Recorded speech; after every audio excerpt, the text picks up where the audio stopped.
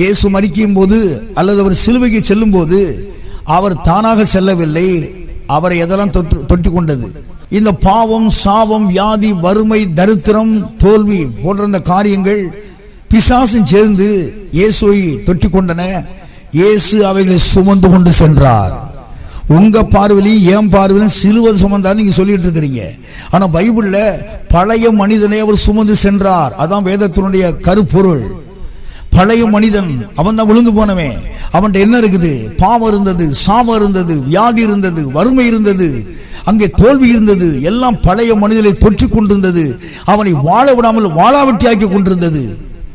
அருமையானவர்களே, அவனை வாழ வைக்கும்படியாக அவனை தொற்றி இருக்கிற எல்லா தீமைகளையும் சாபங்களையும் கொன்று புதைக்கும்படியாக தேவாதி தேவன் தம்முடைய குமாரனை மனு உருக்கொண்டு பாவ மாம்சத்தின் சாயலாக பிள்ளைகள் மாம்சத்தின் ரத்தத்தையும் உடையவராய் இருக்க அவரும் அவர்களைப் போல மாம்சத்தின் ரத்தத்தையும் உடையவராய் ஆனார்.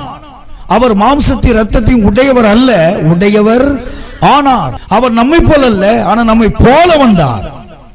ஏன்னு கேட்டா அருமையானவர்களே, இந்த பழைய மனிதனை அவர் சுமந்து கொண்டு சென்று சிலுவையில் அறைந்து அந்த பழைய மனிதனை கொல்ல வேண்டும். வேதத்தில் சொல்லப்பட்டிருக்கு, பழைய மனிதன் என்ன செய்யப்பட்டான்? சிலுவையில் அறையப்பட்டான், அவன் மரித்தான், அவன் அடக்கம் பண்ணப்பட்டான், அவன் கதை முடிந்தது.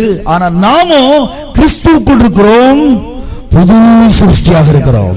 எத்தனை பேர் ஆமென் சொல்றீங்க? இப்போ பழைய மனிதன் இயேசுவோடு சிலுவையில் அறையப்பட்டான். இன்னைக்கு நீங்களும் புது சிருஷ்டிகளா இருக்கிறீர்கள்.